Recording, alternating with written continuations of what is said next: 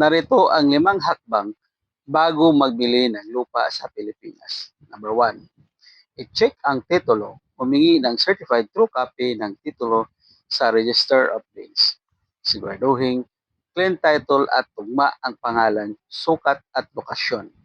Number 2, i-verify ang may-ari. Siguraduhin ang nagbenta ang legal owner. Kung kasal, kailangan ang consent ng asawa.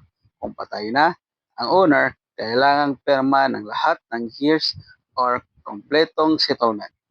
Number 3, i-check ang tax records. Tignan ang tax declaration at resibo ng bayad ng amilyar sa assessor's office. Number 4, i-inspect ang lupa. Puntahan ang actual na lupa. I-check ang boundaries, access road, right of way, at kung may naka-occupy o claim ng iba. Number 5, ihanda ang kontrata at bayaran ng tama, magpanotaryo ng deed of sale at huwag mag-full payment hanggat hindi kompleto ang papeles. Please like, follow, and share this video. This is Albert, the PRC registered